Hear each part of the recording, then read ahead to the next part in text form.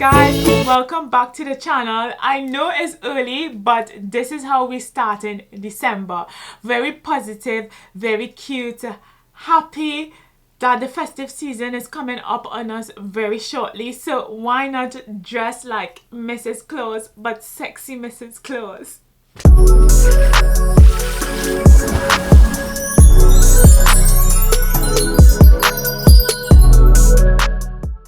Anyway guys, if you are new to my channel, my name is Jazen, and on my channel you can expect videos on beauty, fashion and vlogging. So I know we went back to the blonde hair and I hope you guys love how it's looking. However, I just wanted to change it up for the December month, for the festive season. I want to keep my blonde because guys, literally I love blonde, and I just had it professionally installed today because next week we're celebrating my birthday in Had. So stay tuned for more videos on my birthday. Anyway, so this is part 2 of our girls chat, and if you watch my last girls chat video, I'm gonna put that up on screen for you guys. If you want, you can go and watch that video first and then come back to this one.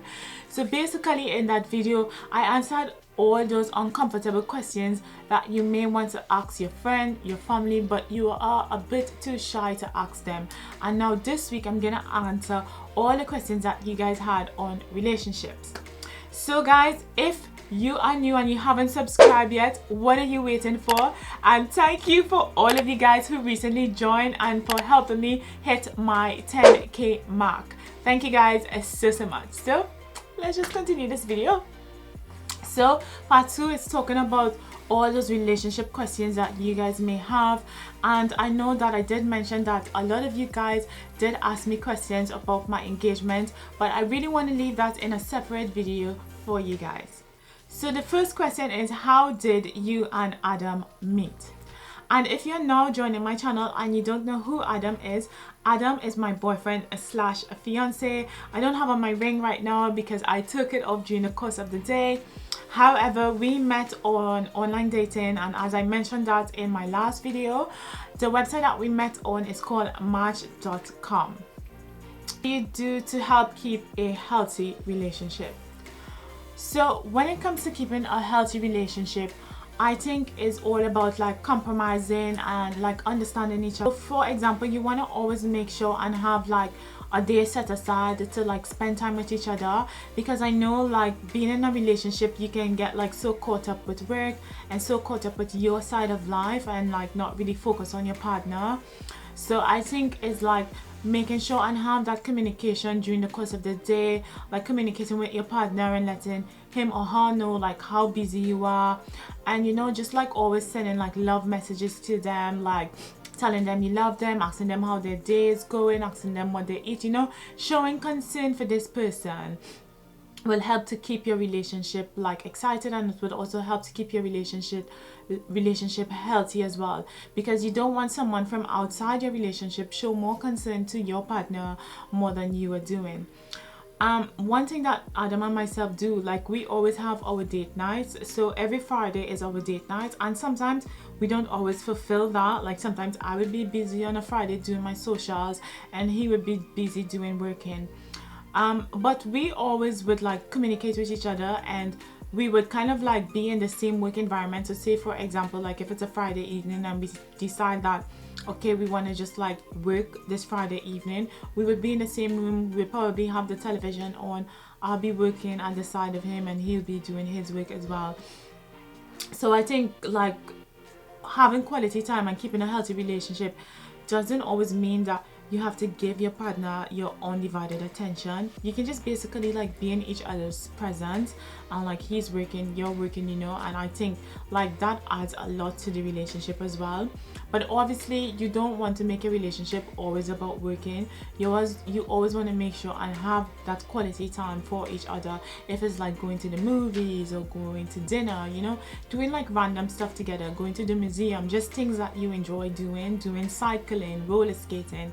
Just make sure and always have time to like do something small with your partner, even if it's like for 3 or 2 hours. Just make sure and always give that time for each other. Have you felt sexually limited in your relationship?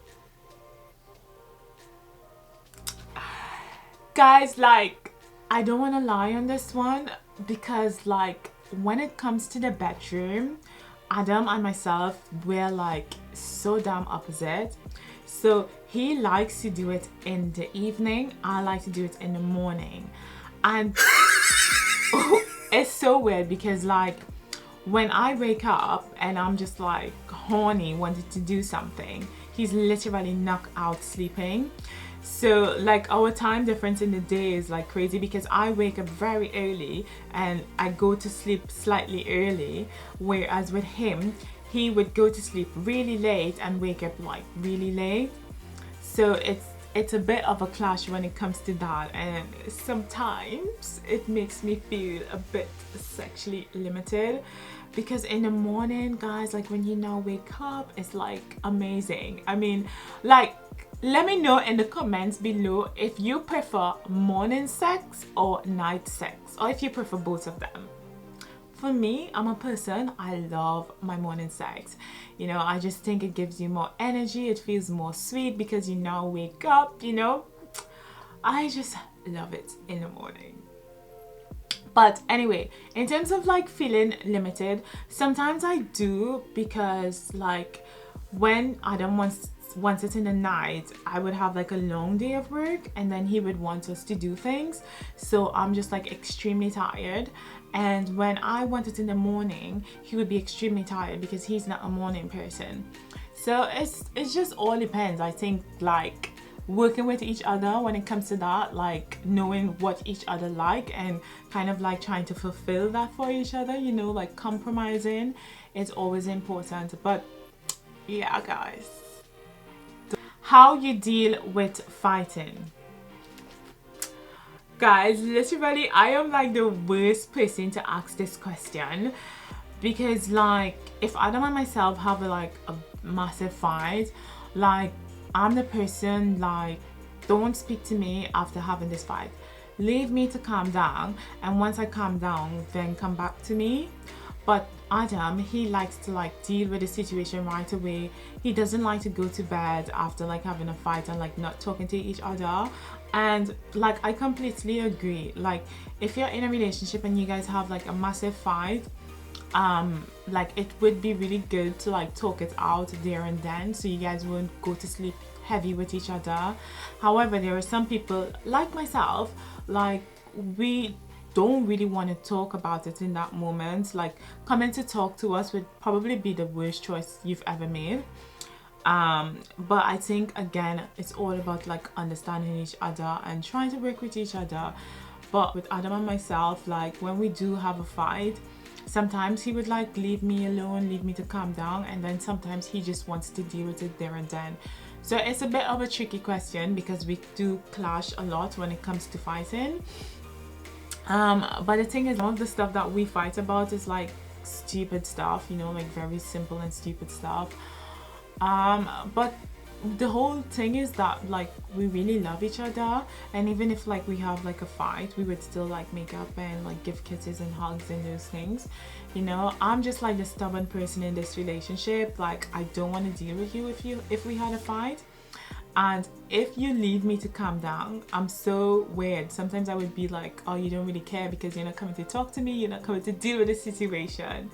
So I am quite a weird rabbit, I would say. Like sometimes in terms of our relationship and when we fight, I just like, I don't know what I want, and if he leaves me alone to figure it out, I would always think to myself, you know what, he doesn't care, like why should I? So yeah, it's a weird one. To be continued. What will you do if your boyfriend family disapprove of your race? Guys, this question like is a really tricky one, because like since like I did face like issues when it comes to like race and when it comes to like Adam family as well, and I don't want to discuss this like a lot because it's like it's very like there's a lot to it and it's very personal. And since Adam mom's passed away, may God bless her soul, I just really don't want to talk about it because it's just like a lot to talk about, and I actually don't want to talk about something which involves someone who passed away, so I rather just leave this topic alone. But if my partner's family disapprove of my race, like, I want to make that affect my feelings, how I feel for him, and he shouldn't make that affect his feelings, how he feels to me. And if that does affect his feelings in any way, then we're not gonna ever work out. Because if you disapprove of my race, then my race is who I am. The color of my skin is who I am, and there's nothing that I can do about it. So if you disapprove of it, then it was never meant to be. But in terms of like, if my partner's family disapprove of my race, I'm not gonna make that determine our relationship. Obviously, it all depends on how strong the relationship is and how much is my partner willing to support me and back me up during that time period, and also not disrespect me as well. So because in a relationship, even though you love someone, respect is massive, and if someone is disrespectful to your race, then it's never gonna work out. Don't ever take disrespect from people who is disrespecting you about your race. Does race ever affect your relationship choices? I don't think race really affects my relationship choices, because obviously, like, I have my type and other people would have their type, and probably my type in terms of like race, I don't think race is like a big factor when it comes to like having to make a choice of a relationship with someone. But I think like in terms of like making like a relationship with someone, race would be like below the list, and it's all about like their attitude and all about like how smart they are, because I like a smart guy, and also all about like how well they have developed their life, you know, if they're going somewhere in life, because I just don't want to be with no loser person who's not doing nothing to better their life, you know. So I just want to be with someone who is actually like really focused and just really wants more in life and is not settling for bare minimum. How do you deal with insecurity in your relationship? Guys, insecurity, like, when it comes to insecurity, every single person is insecure. There is not no person that can tell me they're not insecure.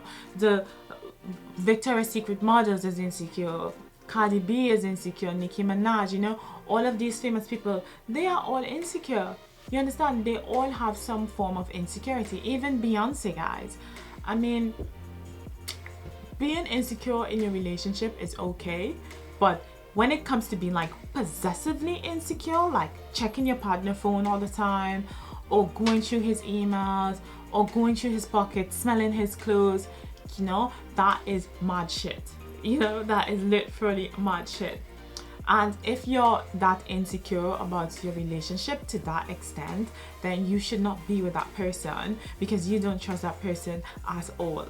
And if you don't trust someone and you're in a relationship with them, it's just not gonna last, you know, because then it's just gonna start to bring conflict in the relationship. So in terms of like insecurity with Adam and myself, I think we have like a fair understanding of each other and what we do on a daily basis. And if something is a bit odd on my side or something is a bit odd on his side, you know, we would just ask each other a question and we would just talk to each other. But in terms of like being insecurity, there is no special way that I deal with it. I just know like I'm slightly insecure when it comes to my partner, and other people, there's so many other people that feels the same way as well.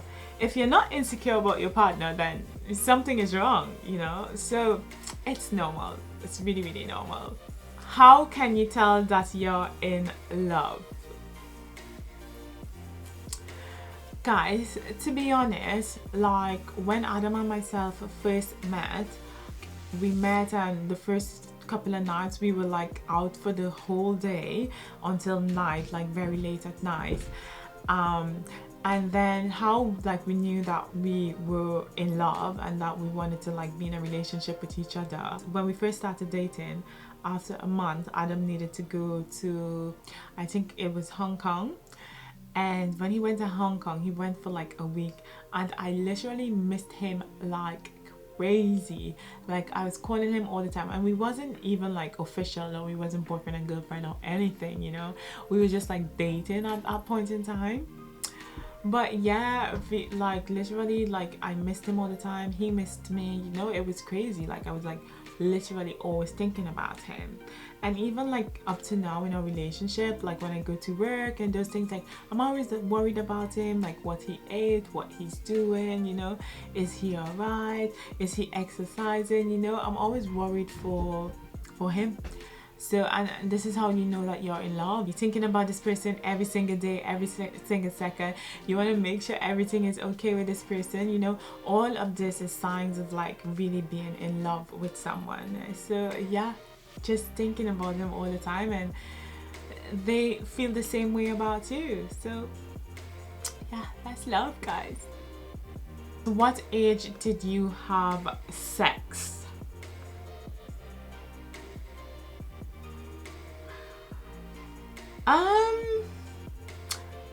My first time I had sex, I believe, was at the age of 18. Yeah, at the age of 18. And guys, that was like a story on its own. It was like a massive heartbreak after 2 years.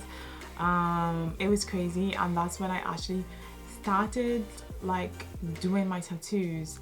Because like that heartbreak, like I was literally like so much in love, and I said to myself this would be my first and last relationship, that he would be my forever. You know how it goes, you know how it goes. And none of that happened, and yeah, that was it. I was heartbroken. And then I just went and did tattoos, and it was just like one of my first tattoos that I did, that tattoo symbolized fuck love, and that is massive for like an 18-year-old person to be thinking, you know. So it's crazy, but I definitely don't feel that way anymore. Potentially I may get that tattoo covered up in the future. But yeah, that's about it. Is sex scary, and does it hurt? No. Sex should not hurt you, and if it's like hurting you to like a crazy extent, you should stop. Sex should be beautiful. Like the first time I had sex, it did feel a bit uncomfortable, but not to the point that it was like hurting me, you know. So it's a bit strange. And in terms of it being scary, like sex is not scary, guys. The sex is beautiful, especially when you have it with someone that you love, and someone who really cares about you, and someone who is very gentle with you, you know. I think for any young girl out here, like if you're gonna have sex for the first time, do it with someone who cares for you from some sort of an extent. I'm not saying that you have to find love, but you have to find that person who cares about you and that can be pretty gentle with you. And it would be beautiful. It would be something that you would never forget when you get older.